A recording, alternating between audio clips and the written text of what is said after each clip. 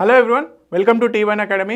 I'm Sudheer Kumar. Daily current అఫైర్స్లో భాగంగా మనము ఈరోజు జూన్ 20కి సంబంధించిన వేరియస్ కరెంట్ అఫైర్స్ ఏవైతే న్యూస్లో ఉన్నాయో వాటి గురించి చూద్దాం. Okay, so question of the day. So నిన్నటి క్వశ్చన్కి ఈరోజు ఆన్సర్ చూద్దామండి. Which of the following countries is listed as a non signatory to the nuclear non proliferation treaty అంటున్నాడు. ఓకే, USA, UK, ఇండియా, రష్యా. ఏదండి? India. India is a non signatory country. So ఈ non proliferation treaty, nuclear non proliferation treaty మనకు 1970లో రావడం జరిగింది. దేశం మొత్తం మీద 191 కంట్రీస్ దీన్ని ఆమోదిస్తే కేవలం 3 కంట్రీస్ మాత్రమే దీంట్లో సైన్ చేయలేదు. ఒకటి India, okay, Israel and Pakistan. So 2003లో నార్త్ కొరియా ఈ అగ్రిమెంట్ నుంచి బయటికి రావడం జరిగింది. Okay, non proliferation treaty. ఇప్పుడు ఇరాన్ కూడా బయటికి రావడం కోసం అని చెప్పేసి అక్కడ సెంట్రల్ పార్లమెంటరీ ఆల్రెడీ రాటిఫికేషన్ చేయడం జరిగింది.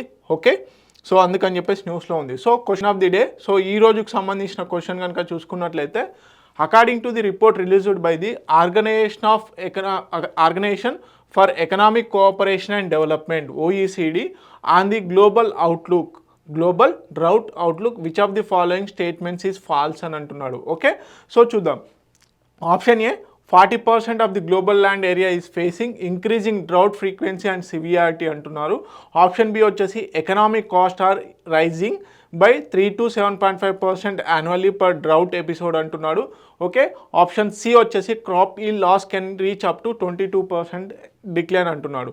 Okay, only 34% of the global land has experienced soil moisture loss since 1980 అంటున్నాడు. So which of the following statements is incorrect, false statement, తప్పున్న దాన్ని గుర్తు చేయండి. ఓకే, మీరు కామెంట్ సెక్షన్లో కామెంట్ చేయండి. ఓకే, సో దీనికి సంబంధించిన ఆప్షన్ ఏంటి అనేది మీరు కామెంట్ సెక్షన్లో, ఓకే, కామెంట్ బాక్స్లో కామెంట్ చేయండి.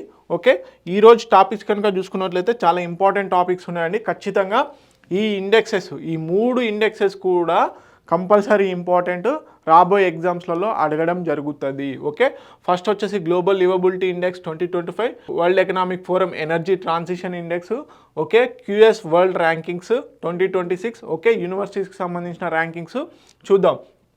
తర్వాత international day of the elimination of sexual violence conflict 2025 గురించి న్యూస్లో ఉంది, చూద్దాము. అదేవిధంగా కలకత్తా హైకోర్టు రీసెంట్గా MG నరేగాను వెస్ట్ బెంగాల్లో మళ్ళీ రీస్టార్ట్ చేయండి అని చెప్పేసి చెప్పడం జరిగింది. ఓకే, మౌంట్ దెనాలి ఎందుకు న్యూస్లో ఉందనే చూద్దాము. అదేవిధంగా బారక్ మెజెన్ అని చెప్పేసి న్యూస్లో ఉంది, ఇది ఒక ఎయిర్ డిఫెన్స్ సిస్టమ్, ఎందుకు న్యూస్లో ఉందని చూద్దాము. అదేవిధంగా నోనియా రెబెలియన్ అనేది కూడా న్యూస్లో ఉంది. వీటితో పాటు ఇతరత్ర మిస్లీనియస్ కరెంట్ అఫైర్స్ ఏవైతే న్యూస్లో ఉన్నాయో వాటి గురించి చూద్దాం. Okay, first and foremost current affair is global livability index 2025. So ఈ గ్లోబల్ లివబిలిటీ ఇండెక్స్ని ఎకనామిక్స్ సంబంధించినటువంటి ఆర్గనైజేషన్ ఏదైతే ఉందో అది రిలీజ్ చేయడం జరుగుతుంది. సో మొత్తంగా 173 సిటీస్ గాను ఈ గ్లోబల్ లివబిలిటీ ఇండెక్స్ని ఇవ్వడం జరిగింది. కొన్ని పారామీటర్స్ ఉంటాయి, దాదాపుగా 5 పారామీటర్స్, స్టెబిలిటీ, హెల్త్, ఇన్ఫ్రాస్ట్రక్చర్, ఈ విధంగా 5 పారామీటర్స్ ఉన్నాయి. వాటికి సపరేట్గా వెయిటేజ్ కూడా ఉండడం జరిగింది. ఆ 5 పారామీటర్స్ని బట్టి ప్రపంచంలో అత్యంత అనుకూలంగా ఉన్నటువంటి లివబుల్కి, అంటే బ్రతకడానికి అత్యంత అనుకూలంగా ఉన్నటువంటి కంట్రీస్కి సంబంధించిన సిటీస్ని ఇందులో లిస్ట్ చేయడం జరిగింది. అదేవిధంగా మొత్తం 173 సిటీస్ ఉన్నాయి కదా, దీంట్లో 141 ర్యాంకుతోని మన ఇండియాలోని ఢిల్లీ, అదేవిధంగా ముంబై రెండు కూడా సేమ్ ప్లేసెస్తోనే ఉండడం జరిగింది. ఓకే, డెన్మార్క్లోని కోప్ హెగన్ ఏదైతే ఉందో అది ఫస్ట్ ప్లేస్లో ఉంది. ఓకే, ఫస్ట్ ప్లేస్లో ఏంటి? Cope Hagen.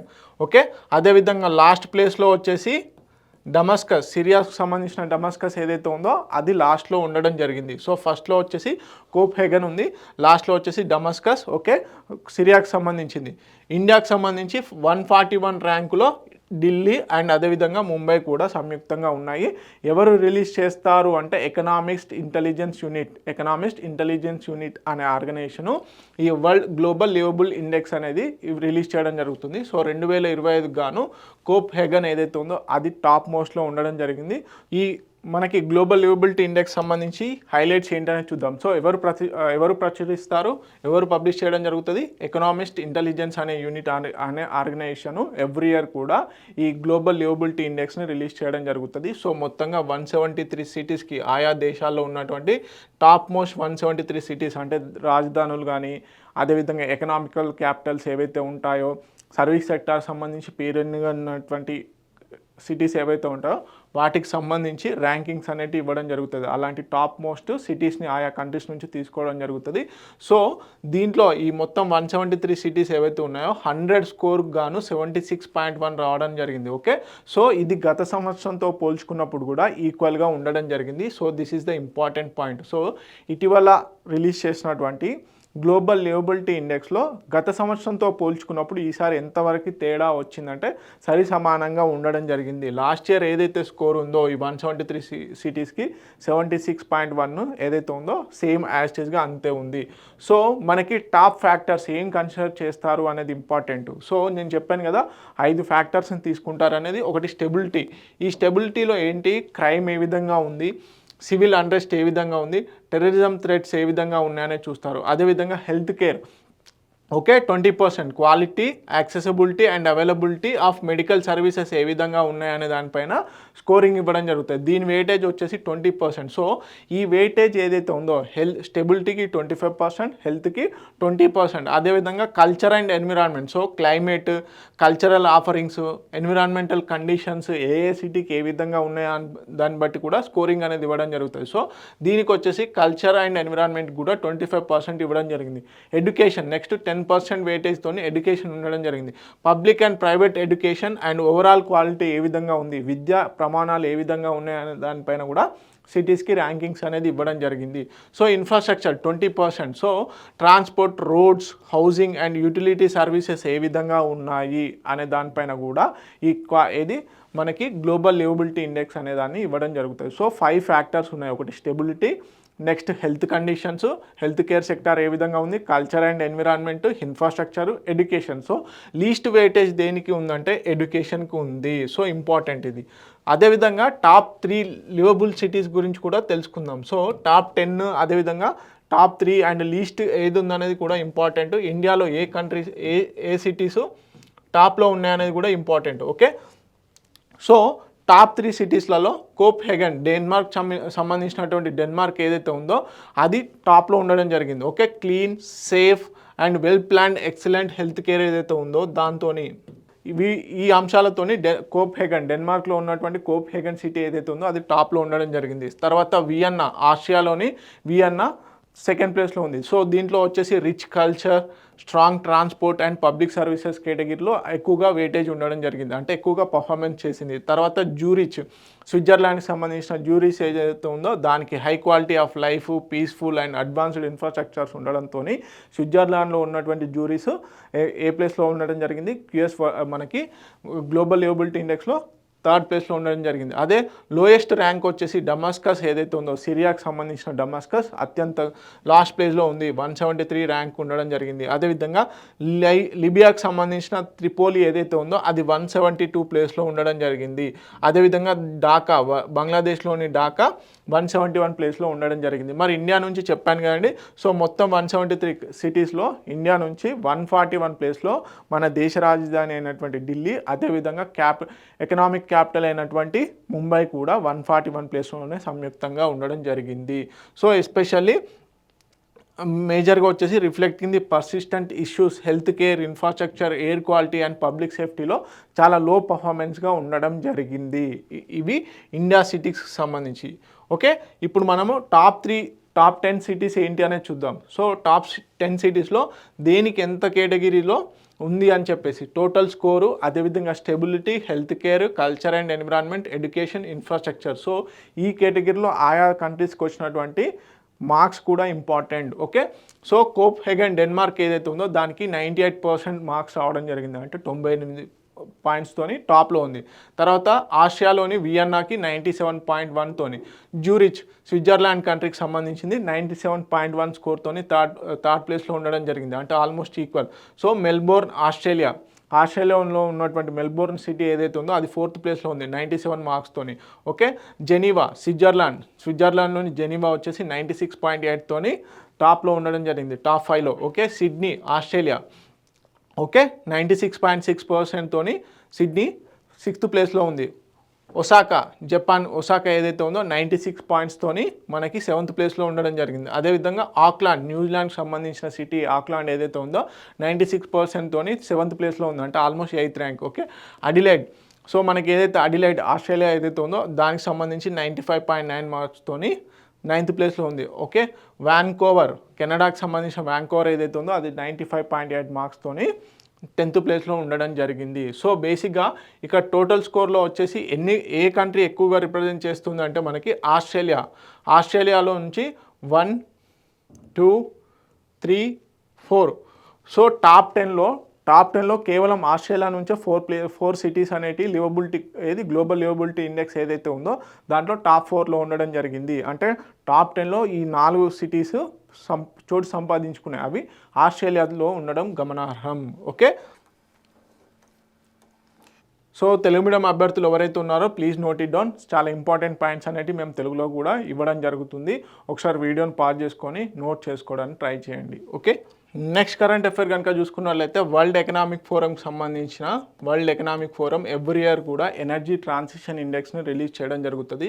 సో ఈ ఎనర్జీ ట్రాన్సిషన్ ఇండెక్స్ 2025కి సంబంధించి మన ఇండియా వచ్చేసి 71st ర్యాంక్లో ఉండడం జరిగింది, 71వ ర్యాంకును సంపాదించుకోవడం జరిగింది. మొత్తం 118 దేశాలకు గాను ఈ ఎనర్జీ ట్రాన్సిషన్ ఇండెక్స్ అనేది ఇవ్వడం జరుగుతుంది. 2025లో ఇండియా యొక్క ర్యాంకు 75. సో 2024లో వచ్చేసి ఇండియా యొక్క ర్యాంకు 63. అంటే గత సంవత్సరంతో పోల్చుకున్నప్పుడు ఇండియా యొక్క ర్యాంకు తగ్గింది.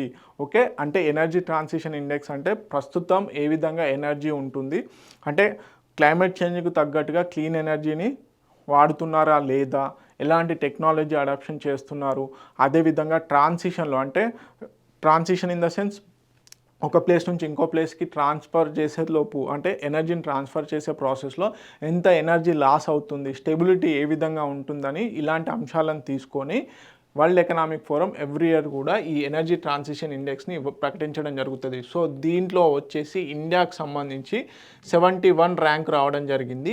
సో గత సంవత్సరంతో పోల్చుకున్నప్పుడు ఇండియా యొక్క ర్యాంకు పడిపోవడం జరిగింది. సో మొత్తం 118 కంట్రీస్కి గాను ఈ ఎనర్జీ ట్రాన్సిషన్ ఇండెక్స్ని ప్రకటించడం జరుగుతుంది. సో ఈ ఎనర్జీ ట్రాన్సిషన్ ఇండెక్స్ సంబంధించి హైలైట్స్ ఏంటి అనేది చూద్దాం 2025లో. ఓకే, సో బేసిక్గా ఇది ఎప్పుడు రిలీజ్ చేయడం జరిగింది, జూన్ 18న 2025 రోజున వరల్డ్ ఎకనామిక్ ఫోరం రిలీజ్ చేయడం జరిగింది. సో రిపోర్ట్ టైటిల్ మరి ఎనర్జీ ట్రాన్సిషన్ ఇండెక్స్ ఏదైతే ఉందో దానికి టైటిల్ అనేది ఏం పెట్టారు అంటే ఫాస్టరింగ్ ఎఫెక్టివ్ ఎనర్జీ ట్రాన్సిషన్ 2025 అనే పేరు మీదుగా దీన్ని రిలీజ్ చేయడం జరిగింది. మరి వరల్డ్ ఎకనామిక్ ఫోరం ఎవరి సహాయం మేరకి అంటే వరల్డ్ ఎకనామిక్ ఫోరం ఎవరి సహాయంతో దీన్ని రిలీజ్ చేశారు అంటే యాక్సెంచర్ కంపెనీ ఏదైతే ఉందో యాక్సెంచర్ సహాయంతో పాటుగా అంటే ఇద్దరు కలిసి సంయుక్తంగా ఈ వరల్డ్ ఎనర్జీ ట్రాన్సిషన్ ఇండెక్స్ని రిలీజ్ చేయడం జరిగింది. సో ఈ రిపోర్ట్ హైలైట్స్ ఏం చెప్తుంది అంటే గ్లోబల్ కాంటెక్స్లో 28% of the countries improved across 3 pillars. So ఈ ఎనర్జీ ట్రాన్సిషన్ ఇండెక్స్ని కూడా 3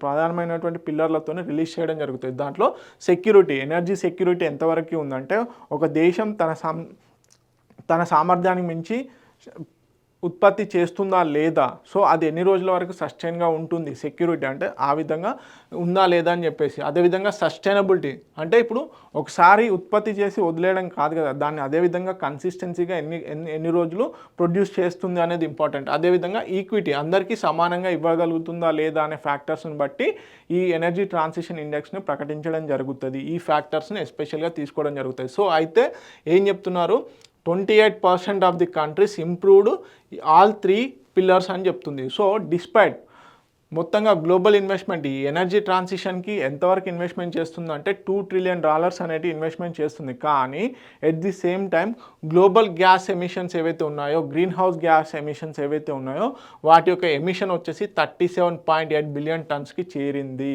ఓకే, సో అదేవిధంగా ఏఐ పవర్ డిమాండ్, అదేవిధంగా జియో పొలిటికల్ టెన్షన్ స్లో ప్రోగ్రెస్ని చూపిస్తున్నాయి. ఓకే, ఏఐ పవర్ ఏదైతే ఉందో ఆర్టిఫిషియల్ ఇంటెలిజెన్స్ బేస్డ్ పవర్ అనేది డిమాండ్ పెరుగుతుంది ఒక పక్క. అదేవిధంగా మనకి జియో పొలిటికల్ టెన్షన్స్ కూడా ఒక రకంగా ఈ ఎనర్జీ ట్రాన్సిషన్కి ఇబ్బంది కలుగుతుంది. అంటే సింపుల్గా ఎనర్జీ ట్రాన్సిషన్ ఇండెక్స్ ఏం లేదండి, సింపుల్గా ఒక దేశం ఒకప్పుడు మనకి కోల్ బేస్డ్గా ఉండేది. సో ఇప్పుడు క్లైమేట్ చేంజ్కి తగ్గట్టుగా రినవబుల్ ఎనర్జీని వాడుతున్నామా లేదా, క్లీన్ ఎనర్జీని వాడుతున్నామా లేదా, అదేవిధంగా ఎంతవరకు స్టెబిలిటీ ఉంటుంది, అలానే ఎంతవరకు సస్టైనబిలిటీ ఉంటుంది, అదేవిధంగా ఎంతవరకు ఈక్వల్గా డిస్ట్రిబ్యూట్ చేయగలుగుతున్నారు అనే దాన్ని బేస్ చేసుకొని వరల్డ్ ఎకనామిక్ ఫోరం వారు ఎనర్జీ ట్రాన్సిషన్ ఇండెక్స్ని రిలీజ్ చేయడం జరుగుతుంది. ఓకే, సో 3 పిల్లర్స్ ఏంటి? Energy security, sustainability and equity. So 5 readiness enablers ఏంటి? పొలిటికల్ కమిట్మెంట్ ఎంతవరకు ఉంది ఎనర్జీ ట్రాన్సిషన్లో, అదేవిధంగా ఫైనాన్స్ ఎంతవరకు ఇన్వెస్ట్మెంట్ చేయగలుగుతున్నారు, ఇన్నోవేషన్ కొత్తగా ఏమేమి కనుక్కుంటున్నారు ఈ ఎనర్జీ ట్రాన్సిషన్ కోసమని, ఇన్ఫ్రాస్ట్రక్చర్, అదేవిధంగా హ్యూమన్ క్యాపిటల్, ఈ ఫ్యాక్టర్స్ని కూడా కన్సిడర్ చేయడం జరుగుతుంది. సో దీంట్లో ఇండియా యొక్క ర్యాంక్ ఒకప్పుడు అంటే లాస్ట్ ఇయర్ 2024లో 63వ ర్యాంక్ ఉంటే ఇప్పుడు 71కు చేరడం జరిగింది.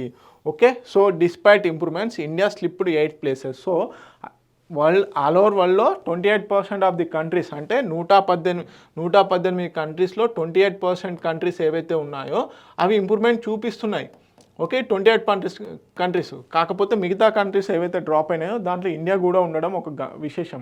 సో అంటే ఇదేం మంచి పరిణామం కాదు, 8 ప్లేసెస్ మనం ర్యాంక్ కోల్పోయాం. సో దీంట్లో బేసిక్గా ఈ వరల్డ్ ఎనర్జీ ట్రాన్సిషన్ ఇండెక్స్లో టాప్ కంట్రీస్ ఏంటి? Sweden, Finland, Denmark. So Sweden first ప్లేస్లో ఉంది, ఫిన్లాండ్ సెకండ్ ప్లేస్లో ఉంది, డెన్మార్క్ థర్డ్ ప్లేస్లో ఉంది. ఇవి కూడా ఇంపార్టెంటే. ఓకే, సో ఇండియా యొక్క ర్యాంకు ఎవరు రిలీజ్ చేస్తారు, అదేవిధంగా కీ పిల్లర్స్ ఏంటి? 3 పిల్లర్స్ ఏంటిది? ఒకటి ఎనర్జీ సెక్యూరిటీ, ఎనర్జీ సస్టైనబిలిటీ, అదేవిధంగా ఎనర్జీ ఈక్విటీ. టాప్ 3 కంట్రీస్ ఏంటి? Sweden, Finland, Denmark. Okay, so please note it down. Telugu medium అభ్యర్థులు మీకోసం అని చెప్పేసి తెలుగులో ఉంచడం జరిగింది.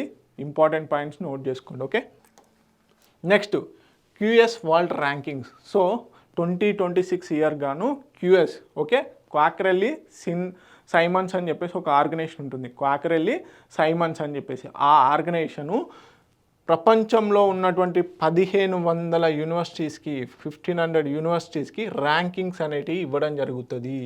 ఓకే, ప్రపంచంలోని 1500 యూనివర్సిటీస్కి, ఓకే, దాదాపుగా 100కి పైగా కంట్రీస్ నుంచి వేరియస్ యూనివర్సిటీస్ని తీసుకొని వాటికి ర్యాంకింగ్స్ అనేటివి ఇవ్వడం జరుగుతుంది వరుసగా. ఈ క్యూఎస్ వరల్డ్ ర్యాంకింగ్స్లో భాగంగా ఓకే యూనివర్సిటీస్లో పాయింట్ ఆఫ్ లో వరుసగా 14 ఇయర్స్ ఏదైతే మసాచుసెట్స్ ఇన్స్టిట్యూట్ ఆఫ్ టెక్నాలజీస్ ఏదైతే ఉందో అది టాప్లో ఉండడం జరిగింది. ఓకే, 14 ఇయర్స్ ఏకదాటిగా. సో ఈ ఇండెక్స్లో ఇండియా నుంచి మొత్తం 54 యూనివర్సిటీస్ 54 యూనివర్సిటీస్ ర్యాంకింగ్లో భాగంగా చేరడం జరిగింది. ఓకే, దీని ద్వారా అమెరికా, చైనా, అదేవిధంగా యూకే తర్వాత 4th ప్లేస్లో ఉండడం జరిగింది. ఓకే, 4th ప్లేస్లో మొత్తం యూనివర్సిటీస్ పరంగా చూసుకున్నట్లయితే టాప్ మోస్ట్ యూనివర్సిటీ వచ్చేసి Massachusetts institute of MIT technologies ఏదైతే ఉందో అది ఫస్ట్ ప్లేస్ వరుసగా 14th ఇయర్. ఓకే, ఈ క్యూఎస్ వరల్డ్ ర్యాంకింగ్స్లో మొత్తం ఎన్ని యూనివర్సిటీస్కి 1500కి పైగా యూనివర్సిటీస్కి ర్యాంకింగ్స్ ఇవ్వడం జరుగుతుంది. 100కు పైగా కంట్రీస్ని తీసుకోవడం జరుగుతుంది. దాంట్లో ఇండియా నుంచి 54 కంట్రీస్ చోటు సంపాదించుకోవడం జరిగింది. అదేవిధంగా ఇంకా ఇన్ డీటెయిల్గా ఏ యూనివర్సిటీ ర్యాంకు కోల్పోయింది ఏంటి అనేది చూద్దాము. సో మొత్తంగా 54 యూనివర్సిటీస్తోని ప్రపంచంలో 4వ ప్లేస్లో ఉండడం జరిగింది. ఓకే, సో ఇదన్నమాట. So let's see the highlights. Okay, ఎవరు క్వాక్రెల్లీ సైమన్స్ అని చెప్పేసి ఒక ఆర్గనైజేషన్ రిలీజ్ చేయడం జరుగుతుంది. 1500 పైగా యూనివర్సిటీస్ ఫ్రమ్ 100 కంటే పైగా కంట్రీస్ ద్వారా ఈ ర్యాంకింగ్స్ అనేవి ఇవ్వడం జరుగుతుంది. Reflects the evolving landscape of the global higher ఎడ్యుకేషన్కి సంబంధించినటువంటి ర్యాంకింగ్స్ ఒక రకంగా. So Massachusetts institute of technologies ఏదైతే ఉందో అది కన్సిక్యూటివ్గా అంటే వరుసగా 14వ సంవత్సరం టాప్లో ఫస్ట్ ర్యాంక్ని సంపాదించుకుంది. సో ఈ ర్యాంకింగ్స్ మరి ఏ విధంగా ఇస్తారు, ర్యాంకింగ్ కేటగిరీ ఏంటి, మరి ర్యాంకింగ్కి సంబంధించిన కేటగిరీస్ ఏంటి అనేది ఇంపార్టెంట్. సో ఏంటి, ఒకటి academic and employer reputation. Okay, academic and employer reputation.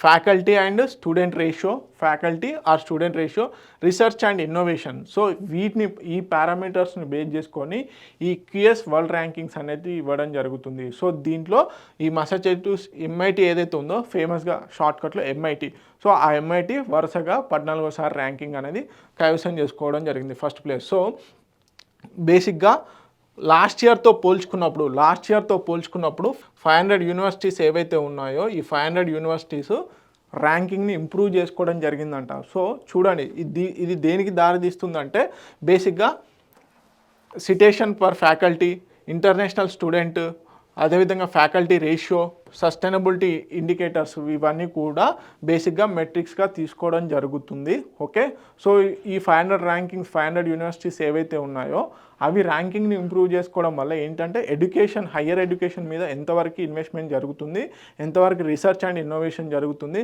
And ఆయా యూనివర్సిటీస్ ఎంతవరకు వాటి యొక్క డెవలప్మెంట్కి దోహదపడుతున్నాయనే దాన్ని చూపిస్తుందన్నమాట. ఓకే, సో మరి ఇండియా నుంచి అదేవిధంగా వరల్డ్లో వచ్చేసి సన్వే యూనివర్సిటీ ఏదైతే ఉందో మలేషియాకి సంబంధించినటువంటి సన్వే యూనివర్సిటీ దాదాపుగా 120+ ర్యాంక్స్ని జంప్ అవడం జరిగింది. అంటే ఎమర్జింగ్ లీడర్స్లో ఇదొకటి ముఖ్యంగా. Okay, symbolizes the Asia rise via research investment కొలాబరేషన్స్లో టాప్లో ఉంది అని చెప్పేసి ఈ రైజింగ్ ద్వారా తెలవడం జరుగుతుంది. ఓకే, ర్యాంకింగ్స్ కవర్ ఏంటి, నార్త్ అమెరికా, యూరోప్, ఏషియా అన్ని కాంటినెంట్స్ని కవర్ చేయడం జరిగింది. ఓకే, సో మేజర్గా why it matters, 8 students, okay, researchers, policy makers ఎవరైతే ఉంటారో వారికి యాక్చువల్గా ఏ యూనివర్సిటీ బెటర్గా ఉంది, దేని పర్పస్లో ఏ యూనివర్సిటీ బెటర్గా ఉంది. ఒక స్టూడెంట్ ఉన్నాడు, సో ఓకే ఈ యూనివర్సిటీలో ఇది బెటర్గా ఉంది, so I can join in that institute. Okay, ఒక రీసెర్చర్ ఉన్నారు, ఆ రీసెర్చర్కి ఏంది ఏ టైప్ ఆఫ్ ఇన్స్టిట్యూషన్ ఏ టైప్ ఆఫ్ రీసెర్చ్ చేస్తుంది. ఓకే, తను ఒకవేళ రీసెర్చర్ ఉన్నాను అనుకోండి, తనకు ఉన్నటువంటి ఏదైతే రీసెర్చ్ ఫీల్డ్ ఉంటుందో దాని రిలేటెడ్ యూనివర్సిటీలోనే జాయిన్ అయ్యేందుకు చూస్తాడనమాట. సో దానికి ఈ ర్యాంకింగ్స్ అనేవి దోహదపడతాయి. ఓకే, సో ఇప్పుడు ప్రపంచంలోని టాప్ 10 యూనివర్సిటీస్ ఏంటి, top 10 QS world ranking universities ఏంటి అనేది చూద్దాం.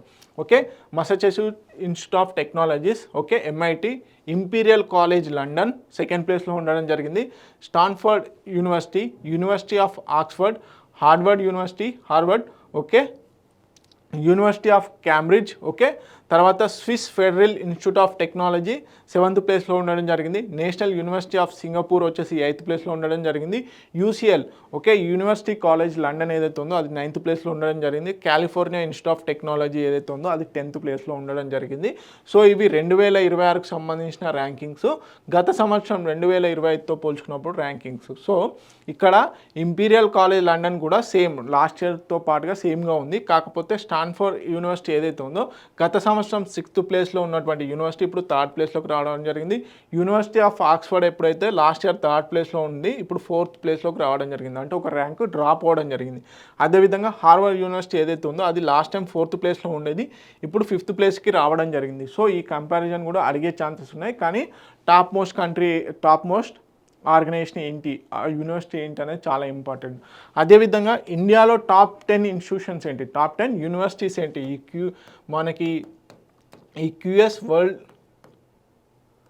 ర్యాంకింగ్స్లో టాప్ 10 ఇన్స్టిట్యూషన్స్ ఏంటి, టాప్ 10 యూనివర్సిటీస్ ఏంటి అనేది చూద్దాం. Okay, Indian institute of technology Delhi ఈసారి టాప్లో ఉండడం జరిగింది 123. సో గత సంవత్సరం 150 ర్యాంక్ ఉండడం జరిగింది. సో అంటే గత సంవత్సరంతో పోల్చుకున్నప్పుడు ఈసారి ఇంప్రూవ్మెంట్ ఉంది. So last year actually IIT Bombay ఏదైతే ఉందో ఇది ఫస్ట్ ప్లేస్లో ఉండేది 118 ర్యాంక్తోని.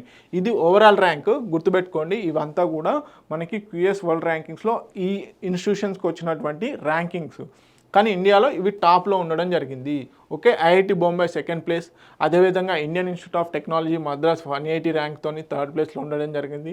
ఇండియన్ ఇన్స్టిట్యూట్ ఆఫ్ ఖరగ్పూర్ ఏదైతే ఉందో, ఓకే, ఖరగ్పూర్ 4th ప్లేస్లో ఉండడం జరిగింది ఇండియాలో. Okay, Indian institute of sciences and Bengaluru ఏదైతే ఉందో మనకి 5th ప్లేస్లో ఉండడం జరిగింది. ఓకే, తర్వాత Indian institute of technology Kanpur ఏదైతే ఉందో 6th place, university of Delhi 7th place, okay, Indian institute of technology Guwahati ఏదైతే ఉందో 8th place, Indian institute of technology Roorkee ఏదైతే ఉందో అది 9th ప్లేస్లో, అదేవిధంగా అన్నా యూనివర్సిటీ 10th ప్లేస్లో ఉండడం జరిగింది. So these are the top most universities in India. Okay, so Telugu medium అభ్యర్థులు ఎవరైతే ఉన్నారో please note it down. Okay, and one more thing, ఇంకొన్ని హైలైట్స్ ఉన్నాయండి. సో 14 సంవత్సరాలుగా హైలైట్గా టాప్లో వచ్చేసి ఎంఐటి ఉండడం ఒకటి. ప్రపంచ 123వ ర్యాంకుతోని దేశంలో ఐఐటి ఢిల్లీ టాప్లో ఉండడం జరిగింది. అంటే గతంలో ఐఐటి బొంబాయి 118 ర్యాంక్ ఉంది, కాకపోతే ఇప్పుడు 129కి పడిపోవడం జరిగింది. బేసిక్గా ఐఐటి మద్రాస్, ఐఐటి ఖరగ్పూర్ ర్యాంకులో పురోగతి కూడా సాధించడం జరిగింది. ఐఐటి హైదరాబాద్ ఏదైతే ఉందో అది 664 ర్యాంకు రావడం జరిగింది. ఓకే, సో బేసిక్గా ఇక్కడ ప్రపంచంలో భారత్కు 4వ స్థానం అంటున్నారు. ఇదిలా ఉంటే ఈ సంవత్సరం భారత్ నుంచి 8 కొత్త యూనివర్సిటీస్ ఈ క్యూఎస్ వరల్డ్ ర్యాంకింగ్ ఇన్స్టిట్యూషన్స్లో జాయిన్ అవ్వడం జరిగింది. యూనివర్సిటీ ర్యాంకింగ్స్లో 8 కొత్త యూనివర్సిటీస్ అనేటివి జాయిన్ అవ్వడం జరిగింది. ఓకే, సో దీంతో పాటుగా మొత్తం ఫోర్త్ ప్లేస్కి రావడం జరిగింది.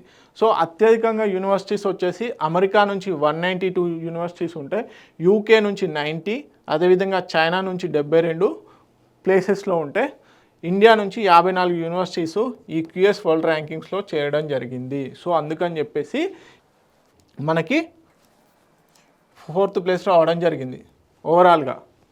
ఓకే, నెక్స్ట్ క్యూఎస్ వరల్డ్ ర్యాంకింగ్స్లో తెలంగాణకు సంబంధించినటువంటి యూనివర్సిటీస్ ఏమున్నాయనేది కూడా చూసుకోవాలి. సో రీజనల్గా వచ్చేసి మనకి ఫేమస్ ఐఐటి హైదరాబాద్, అదేవిధంగా Hyderabad central university, Osmania university, ఈ 3 యూనివర్సిటీస్ మన హైదరాబాద్ నుంచి, అంటే తెలుగు రాష్ట్రాల నుంచి బేసిక్గా చెప్పాలి అంటే ఈ 3 యూనివర్సిటీస్ మాత్రమే ప్లేస్లోకి వచ్చాయి, క్యూఎస్ వరల్డ్ ర్యాంకింగ్స్లో లిస్ట్ అవ్వడం జరిగింది.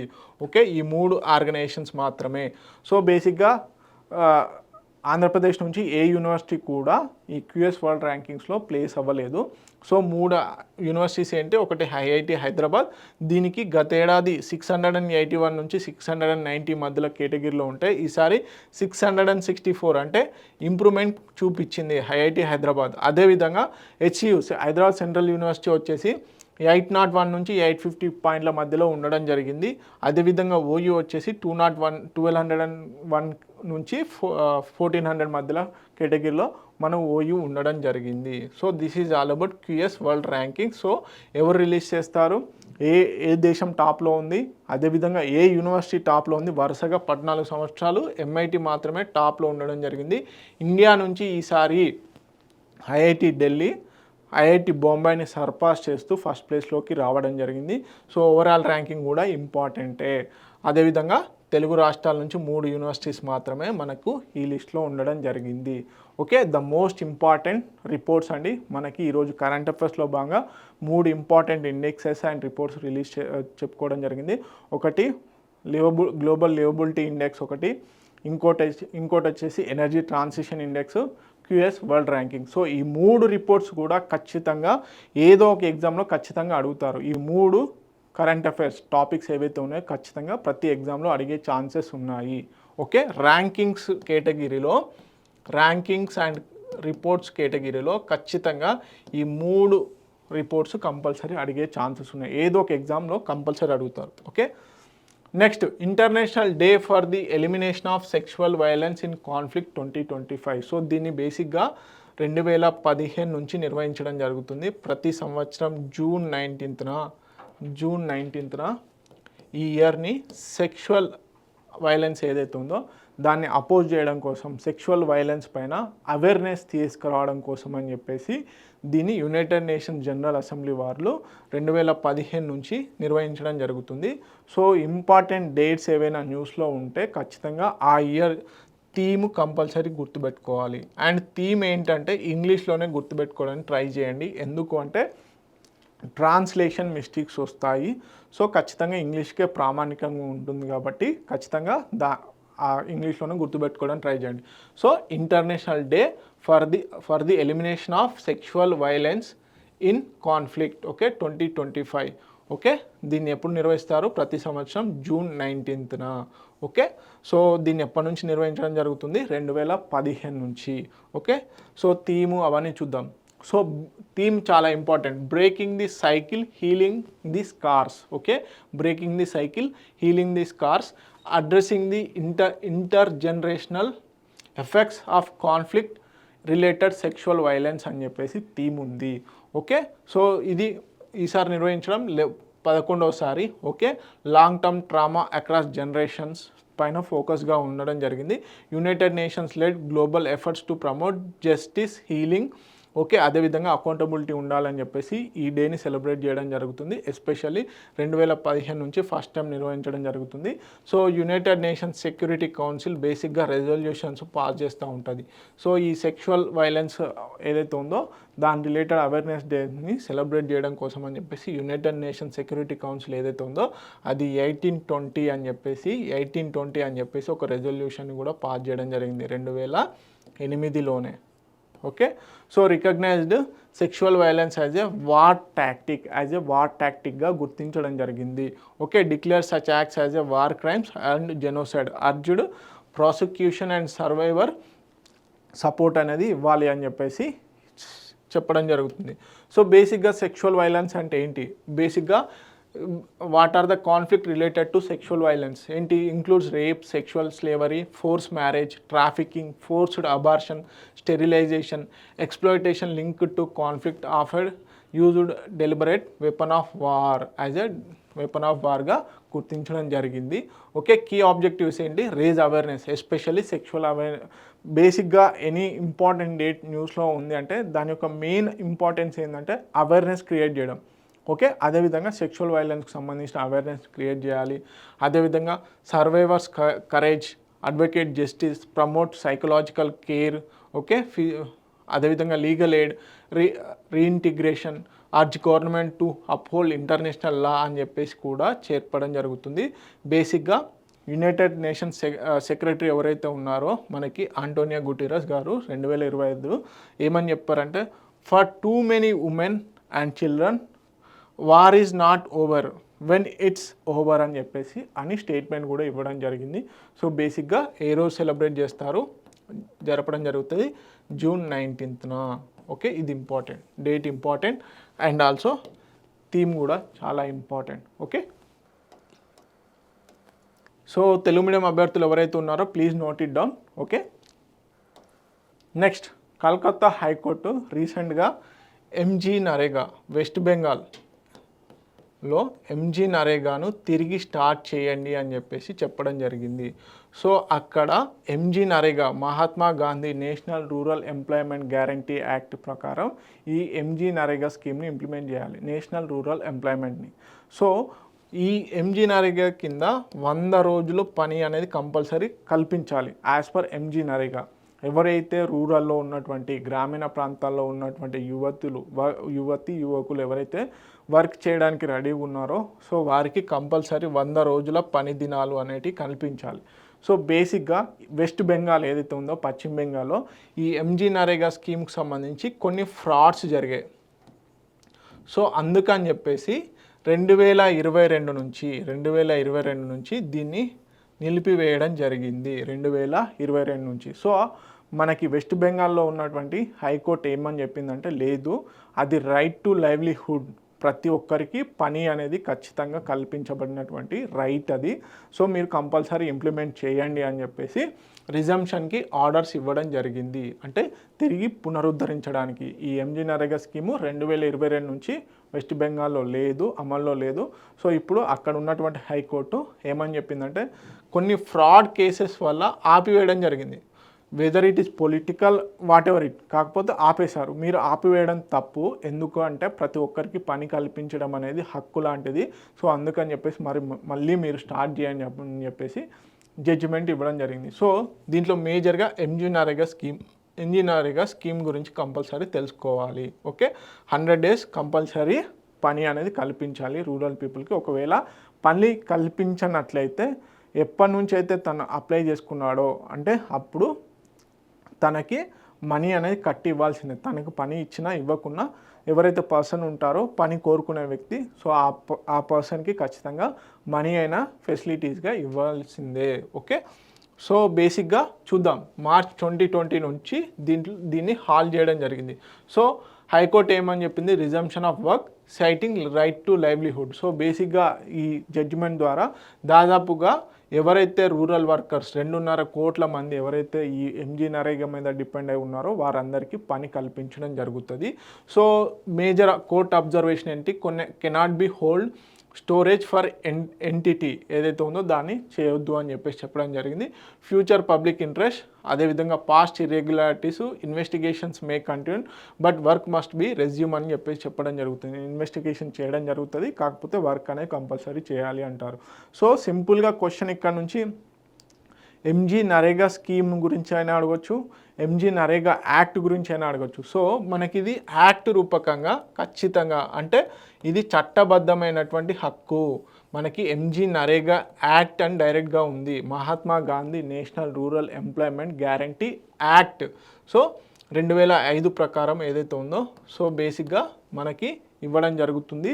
ఖచ్చితంగా 100 రోజులు పనికి ఆహార పథకం అని చెప్పి స్టార్ట్ చేయడం జరిగింది. ఖచ్చితంగా పని దినాలు 100 రోజుల పని దినాలు అనేవి ఇవ్వాల్సిందే. సో బేసిక్గా restore income employment 25 millions in rural workers. So దీనికి సంబంధించిన ఎస్టిమేటెడ్ బడ్జెట్ ఎంత 5,000 crores annual economic loss during the suspension. Okay, so బేసిక్గా మనకి ఈ ఎంజీ నరేగా స్కీమ్లో ఏవైతే చెరువులు కానీ అదేవిధంగా పల్లె వనాలు కానీ ఇలాంటి వాటిని బేసిక్గా రీడెవలప్మెంట్ చేయడం జరుగుతుంది, కాలువలను కానీ. సో ఇవన్నమాట. సో ఎవరైతే టెక్నికల్ పని చేయలేరో వారికి అగ్రికల్చర్ రిలేటెడ్ వర్క్ చేయించడం కోసం అని చెప్పేసి ఈ స్కీమ్ను తీసుకురావడం జరిగింది. సో ఈ స్కీమ్కి సంబంధించి చాలా గైడ్లైన్స్ ఉండడం జరిగింది. ఒకసారి ఇలాంటి స్కీమ్స్ న్యూస్లో ఉన్నప్పుడు ఖచ్చితంగా వాటి స్టార్టింగ్ పోర్షన్ని చదవండి. ఓకే, సో తెలుగు మీడియం అభ్యర్థులు ఎవరైతే ఉన్నారో please note it down. Next mount Denali. Okay, so mount Denali ఎక్కడ ఉందంటే మనకి నార్త్ అమెరికాలో ఉండడం జరిగింది. ఓకే, నార్త్ అమెరికాలో ఉండడం జరిగింది. సో బేసిక్గా నార్త్ అమెరికాలో ఉండడం జరిగింది. అయితే ఇప్పుడు ఎందుకు న్యూస్లో ఉందంటే 7 సమ్మిట్స్ ఛాలెంజ్ అంటే ఏంటంటే ప్రపంచంలో 7 ఖండాలలో అత్యంత ఎత్తైనటువంటి పర్వతాలు ఏవైతే ఉంటాయో వాటిని అధిరోహించడమే 7 సమ్మిట్స్ ఛాలెంజ్ అంటారు. సో కేరళకు సంబంధించినటువంటి వ్యక్తి ఈ మౌంట్ దెనాలిని ఎక్కుతూ అక్కడ పర్వతంలో చిక్కుకుపోవడం జరిగింది, హెవీ మంచు పడడం వల్ల. సో అతని డీటెయిల్స్, అదేవిధంగా ఇటీవల కాలంలో ప్రపంచంలోనే అత్యంత పిన్న వయస్కుడుగా మన హైదరాబాద్కు చెందినటువంటి పడకంటి కార్తికేయన్ ఎవరైతే ఉన్నారో మనకి ఆయన రికార్డు కూడా బ్రేక్ చేయడం జరిగింది. ఇండియాలోనే అత్యంత పిన్న వయస్కుడుగా ఈ 7 సమ్మిట్ ఛాలెంజ్ని కూడా కంప్లీట్ చేయడం జరిగింది. సో ఇప్పుడు ఈ కేరళకు సంబంధించిన వ్యక్తి, ఇతనేమో హైదరాబాద్కి సంబంధించిన వ్యక్తి. సో ఆపరేషన్ సింధూర్ ఏదైతే ఉందో ఆ సింధూర్ ఆపరేషన్కి ట్రిబ్యూట్గా తను ఈ 7 సమ్మిట్ ఛాలెంజ్ని తీసుకోవడం జరిగింది. సో దాంట్లో భాగంగానే ఈ మౌంట్ దెనాలిని క్లైమ్ చేస్తూ ఎక్కుతూ ఇప్పుడు మంచు పర్వతాల్లో బేసిక్గా స్ట్రక్ అవ్వడం జరిగింది. సో మనము ఇంకా డీటెయిల్స్ రావాల్సి ఉంది. సో బేసిక్గా ఈ 7 సమ్మిట్ ఛాలెంజ్ ఏందనేది చూద్దాం బేసిక్గా. సో కేరళకు సంబంధించినటువంటి షేక్ హసన్ ఖాన్ బేసిక్గా ఇతను ఒక ఫేమస్ మౌంటనీర్ అండి. సో బేసిక్గా ఈ మౌంట్ దెనాలిని ఎక్కుతూ బేసిక్గా సివియర్ స్నో స్ట్రామ్ వల్ల చిక్కుకుపోవడం జరిగింది. సో ఈ 7 సమ్మిట్ ఛాలెంజ్ ఏంటి, climbing the highest peak on each continent. So honouring the Indian army's operation Sindoor ఏదైతే ఉందో దానికోసం అని చెప్పేసి ఈయన ఎక్కువ ఎక్కడం స్టార్ట్ చేశాడు. దాంట్లో భాగంగానే ఈ మౌంట్ దెనాలి ఎక్కడం స్టార్ట్ చేసినప్పుడు అక్కడ హెవీ మంచు కూలడం వల్ల ఆగిపోవడం జరిగింది.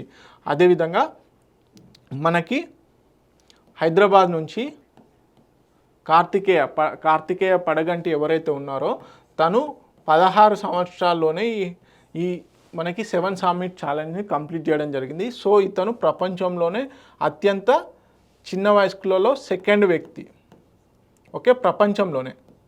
అదే ఇండియాలో వచ్చేసి ఫస్ట్ పర్సన్ అత్యంత చిన్న వయసులోనే ఈ 7 సమ్మిట్ ఛాలెంజ్ను ఫినిష్ చేసినటువంటి వ్యక్తి పడకంటి కార్తికేయన్. ఓకే, సో బేసిక్గా ఈ మౌంట్ దెనాలి ఎక్కడ హైయెస్ట్ పీక్ ఇన్ నార్త్ అమెరికాలో ఉండడం జరిగింది. దీని యొక్క యాక్చువల్ హైట్ వచ్చేసి 6,190 meters. Okay, known as Mount McKinley అని కూడా పిలవడం జరుగుతుంది. అందుకని చెప్పేసి న్యూస్లో ఉంది. బేసిక్గా ఏది మనకి షేక్ హసన్ ఖాన్ ఎవరైతే ఉన్నారో అతను చిక్కుకోవడం వల్ల. సో ఇలాంటి న్యూసెస్ ఉన్నప్పుడు ఒకటి మామూలుగా general GK oriented current affairs point of వ్యూలో ఇతని పేరు ఇంపార్టెంట్, కానీ యాక్చువల్ స్టాటిక్ పోర్షన్లో అయితే కనుక వరల్డ్ జాగ్రఫీలో పాయింట్ ఆఫ్ వ్యూలో ఈ మౌంట్ పేరేంటి, దీనికి ఇంకొక పేరేంటి, ఏ కాంటినెంట్లో ఉంది అని అడిగే ఛాన్సెస్ ఉన్నాయి. సో అలాస్కా రేంజ్లో ఈ మౌంట్ దెనాలి అనేది ఉండడం జరిగింది. ఓకే, సో దెనాలి మీనింగ్ అంటే ఏంటి అంటే ది హై వన్ అని చెప్పేసి పేరు అన్నమాట. ఓకే, సో ఇక్కడ గుర్తుంచుకోవాల్సింది ఏంటంటే మనకు షేక్ హాసన్ ఖాన్, ఓకే, అతను ఆపరేషన్ సింధూర్ ఏదైతే ఉందో దానికి హానరింగ్గా 7 సమ్మిట్ ఛాలెంజ్ని చేయడం జరిగింది. దాంట్లో భాగంగా మౌంట్ దినాలిని క్లైమ్ చేస్తున్న ప్రాసెస్లో అక్కడ చిక్కుకోవడం జరిగింది. That is another story. Okay, ఇంకొక స్టోరీ ఏంటి, ఇక్కడ ఇది న్యూస్లో ఉంది కాబట్టి మౌంట్ దెనాలి పాయింట్ ఆఫ్ వ్యూలో మనం ఆలోచించాలి, వరల్డ్ జాగ్రఫీ పాయింట్ ఆఫ్ వ్యూలో. అదొకటి. ఇంకోటి ఏంటంటే ఇటీవల కాలంలోనే లాస్ట్ మంత్లో మనకి మే మంత్లో ఈ 7 సమ్మిట్ ఛాలెంజ్ని ఫినిష్ చేసినటువంటి అత్యంత పిన్న వయస్కుడుగా ఎవరు, పడకంటి కార్తికేయన్. అతను హైదరాబాద్కి సంబంధించిన వ్యక్తి. 16 సంవత్సరాల్లోనే ఈ ప్రపంచంలో ఉన్నటువంటి 7 కాంటినెంట్లో ఉన్నటువంటి హైయెస్ట్ పీక్స్ని అధిరోహించడం జరిగింది. సో అతని పేరు కూడా ఇంపార్టెంట్. అతను ఇండియాలోనే అత్యంత పిన్న వయస్కుడు, అదేవిధంగా ప్రపంచంలోనే 2వ అత్యంత పిన్న వయస్కుడు. ఓకే, సో తెలుగు మీడియం అభ్యర్థులు ఎవరైతే ఉన్నారో please note it down. Next Barak Magen. Okay, so Iran కాన్ఫ్లిక్ట్లో భాగంగా ఇప్పుడు ఏంటంటే ఈ బారక్ మెగెన్ ఏదైతే ఉందో ఇది ఇజ్రాయెల్కి సంబంధించిన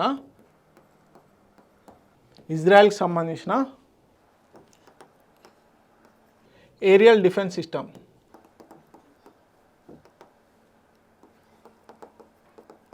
ఓకే, ఏరియల్ డిఫెన్స్ సిస్టమ్ బేసిక్గా ఆల్రెడీ ఇజ్రాయెల్లో ఐరన్ డోమ్ కూడా ఉంది.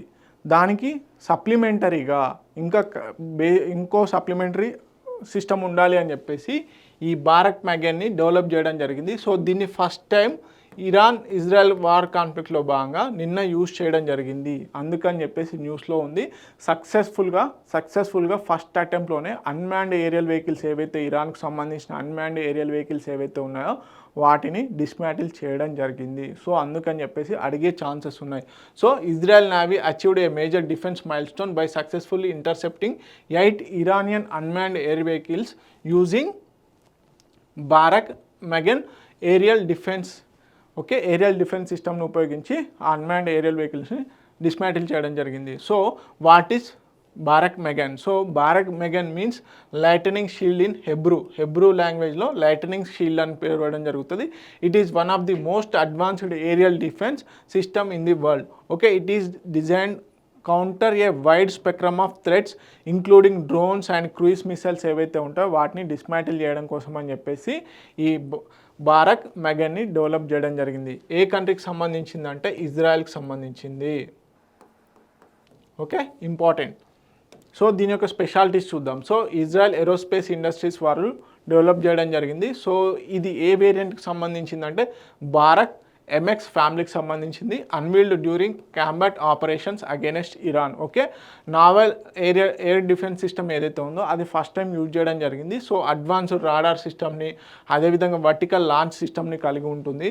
అదేవిధంగా multiple interceptors, medium range, okay, long range, extender ranges కూడా కలిగి ఉన్నటువంటి సిస్టమ్ ఈ బారక్ రేంజ్. ఓకే, సో బేసిక్గా దీని యొక్క న్యూట్రలైజర్స్ ఏంటి, unmanned aerial vehicles, cruise missiles, okay, shore to sea rockets, select ballistic threats ఏవైతే ఉంటాయో వాటిని డిస్మాంటిల్ చేయడం కోసం అని చెప్పేసి. ఇట్ ఈస్ కాంప్లిమెంటరీ అంటే supplementary to Iron Dome, okay, David Sling, okay, Arrow systems ఏవైతే ఉన్నాయో, ఐరన్ బీమ్ సిస్టమ్స్ ఏవైతే ఉన్నాయో వాటికి కాంప్లిమెంటరీగా ఈ బారక్ సంబంధించింది. ఓకే, సో సింపుల్గా ఈ బారక్ మెగన్ సిస్టమ్ దేనికి సంబంధించిందంటే ఇజ్రాయెల్ డెవలప్ చేసినటువంటి ఇజ్రాయెల్ ఏరోస్పేస్ ఇండస్ట్రీస్ ఏదైతే ఉందో అది డెవలప్ చేసినటువంటి aerial defence system. Okay, like Iron Dome. So Telugu medium అభ్యర్థులు ఎవరైతే ఉన్నారో please note it down. Next Nonia rebellion. Okay, Nonia rebellion. So రీసెంట్గా మినిస్టర్ ఆఫ్ అగ్రికల్చర్ ఎవరైతే ఉన్నారో వారు ఈ బుందు నోనియా అనే పర్సన్కి నివాళులు అర్పించడం జరిగింది. సో ఈ బుందు నినియా బేసిక్గా ఫ్రీడమ్ ఫైటర్ అండి. సో ఈ నోనియా రెబెలియన్కి ఆద్యుడు ఒక రకంగా. సో ఈ నోనియా రెబెలియన్ ఏంటి, యాక్చువల్గా ఎందుకు న్యూస్లో ఉంది అనేది కూడా చూద్దాం. సో సింపుల్గా ఎందుకు న్యూస్లో ఉందంటే బుద్దు నోనియా అనే వ్యక్తి ఈ ఫ్రీడమ్ ఫైటర్, ఇతను నోనియా రెబెలియన్ని స్టార్ట్ చేయడం జరిగింది. ఎందుకు ఏంటి అనేది చూద్దాం. సో బేసిక్గా నోనియా రెబెలియన్ వచ్చేసి 1778 నుంచి 1800 మధ్యలో జరిగింది. సో ఎక్కడ బీహార్, ఓకే, సరన్, వైశాలి, పూర్ణియా ప్లేస్లలో ఈ నోనియా రెబెలియన్ అనేది జరిగింది. ఓకే, 1778 నుంచి 800 మధ్యలో. సో కమ్యూనిటీస్ బేసిక్గా ఏంటి, ఈ కమ్యూనిటీ నోనియా కమ్యూనిటీ దేన్ని నిర్వహిస్తుంది అంటే వారి యొక్క మెయిన్ ఏంటి అంటే సాల్ట్ అండ్ సాల్ట్ పీటర్ ఏదైతే ఉందో వాటిని చేయడం జరుగుతుంది. సో బేసిక్గా బ్రిటిష్ ఎక్స్ప్లాయిటివ్ రెవెన్యూ పాలసీస్, జమీందారీ ఆపరేషన్స్ ఏవైతే ఉన్నాయో వాటికి అగేనెస్ట్గా ఈ నోనియా రెబెలియన్ని తీసుకురావడం జరిగింది. మరి తీసుకొచ్చిన వాళ్ళు ఎవరు అంటే Buddhu Nonia. Okay, nature early grass roots uprising by marginalised communities. Okay, so 1770 బేసిక్గా ఏ ఇయర్ 1778 నుంచి 1800 మధ్యలో కంటిన్యూస్గా జరుగుతూనే ఉందంట. ఓకే, సో బుద్ధు నోనియా ఎవరైతే ఉన్నారో ఇతను ఫ్రీడమ్ ఫైటర్ అండి. So from the Sonia community, బీహార్లో ఉన్నటువంటి నోనియా కమ్యూనిటీ రావడం జరిగింది. So participated in salt Satyagraha led by the Mahatma Gandhi. Okay, defeated colonial rule by making salt. Okay, బీహార్లో ఇతను సాల్ట్ మేకింగ్ చేసి సాల్ట్ సత్యాగ్రహాన్ని స్టార్ట్ చేయడం జరిగింది. ఓకే, అదేవిధంగా సాల్ట్ యాక్ట్ని కూడా బ్రేక్ చేయడం జరిగింది. So brutally kill thrown into boiling salt cauldron ఏదైతే ఉందో దాంట్లో వేసి ఇతన్ని అతి కిరాతకంగా చంపడం జరిగింది Britishers. Okay, so Telugu medium అభ్యర్థులు ఎవరైతే ఉన్నారో ప్లీజ్ నోట్ ఇట్ డౌన్. భారతీయ రచయిత్రి అయినటువంటి శాలినికి ఐజీఎఫ్ ఆర్చర్ అమిష్ అవార్డు అనేది రావడం జరిగింది. సో చూద్దాం. భారతీయ రచయిత్రి doctor Shalini Malik the way home అని చెప్పేసి ది హోమ్ పేరిట తను రాసిన నవలకు గాను బ్రిటన్ సాంస్కృతిక మంత్రి లీసా నాండీ చేతుల మీదుగా తొలి ఐజీఎఫ్ ఆర్చర్ అమిష్ అవార్డుని అందుకున్నారు. ఈ అవార్డు కింద ఎంత $25,000 నగదు అందజేశారు. ప్రముఖ రచయితలు అన్నటువంటి లార్డ్ జెఫ్రీ ఆర్చర్, అమిష్ త్రిపాఠిల పేరు మీదుగా, ఇది ఎవరి పేరు మీదుగా ఇవ్వడం జరిగింది, లార్డ్ జెఫ్రీ ఆర్చర్, అమిష్ త్రిపాఠిల పేరు మీదుగా ఈ అవార్డును ఏర్పాటు చేశారు. గోవాలో ఆశ్రయం పొందుతున్న 3 వ్యక్తుల అంతర్గత సంఘర్షణకు అద్దం పట్టే ఈ నవలను అత్యుత్తమ రచనగా ఎంపిక చేశారు. బుధవారం లండన్లో ఈ అవార్డు అందజేత కార్యక్రమం జరిగిందంట. సో బేసిక్గా ఎవరు ఈ రచయిత్రి శాలిని మలిక్ ఎవరైతే ఉన్నారో వారికి ఏ అవార్డు రావడం జరిగింది, బేసిక్గా ఐజీఎఫ్ ఆర్చర్ అండ్ అమిష్ ఇద్దరు కూడా రచయిత్రులు. సో వారి పేరు మీదుగా వారి పేరు మీదుగా ఈ అవార్డు అనేది ఇవ్వడం జరిగింది. Okay, important. సో నెక్స్ట్, కెనడాలో తదుపరి భారత హై కమిషనర్గా దినేష్ కే పట్నాయక్. ఓకే, దినేష్ కే పట్నాయక్. సో మనకి ఏదైతే ఖలిస్తాన్ వాసులు ఎవరైతే ఉన్నారో, అంటే ఖలిస్తాన్కి అనుగుణంగా ఉన్నటువంటి వ్యక్తుల నేపథ్యంలో కెనడాలో ఆల్రెడీ మనకి దిగిపోయినటువంటి ప్రధాని ఎవరైతే ఉన్నారో జస్టిస్ ట్రూడో, సో అతని టైంలో మనకి కెనడా అదేవిధంగా భారత్ మధ్యలో సంబంధాలు అనేటివి కొంతవరకు తగ్గినాయి. అలాంటి తరుణంలో అప్పుడున్నటువంటి భారత హై కమిషనర్ని విత్డ్రా చేసుకోవడం జరిగింది. సో ఇప్పుడు రీసెంట్గా G7 సమ్మిట్లో మన మోడీ గారు విజిట్ చేయడం తర్వాత మళ్ళీ కెనడా అదేవిధంగా భారత్ మధ్యలో ఇంటర్నేషనల్ రిలేషన్స్ అనేవి సత్సంబంధాలు అనేవి పెరుగుతున్నాయి. అదే సందర్భంలో ఇప్పుడు కెనడాలో భారత హై కమిషనర్గా దినేష్ కే పట్నాయక్ని అపాయింట్ చేయనున్నట్లు సమాచారం. ఖలిస్తాన్ వేర్పాటు వద్ద హర్దీప్ సింగ్ నిజ్జర్ ఎవరైతే ఉన్నారో హత్యానంతరం భారత్ కెనడాల మధ్య దెబ్బతిన్న సంబంధాలు ఇటీవల మోడీ కెనడా పర్యటనతో మెరుగుపడుతున్న నేపథ్యంలో కేంద్ర ప్రభుత్వం ఈ నిర్ణయం తీసుకున్నట్లు తెలుస్తుంది.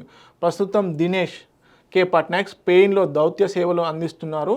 ఆసియాన్ దేశాల బృంద అంబాసిడర్గా జయంత్ కోబ్రాగడేకు స్పెయిన్ బాధ్యతలు అప్పగించే అవకాశాలు ఉన్నట్లు సమాచారం అట. సో సింపుల్గా కెనడాకి హై కమిషనర్గా ఎవరిని అపాయింట్ చేస్తున్నారు అంటే దినేష్ కే పట్నాయక్.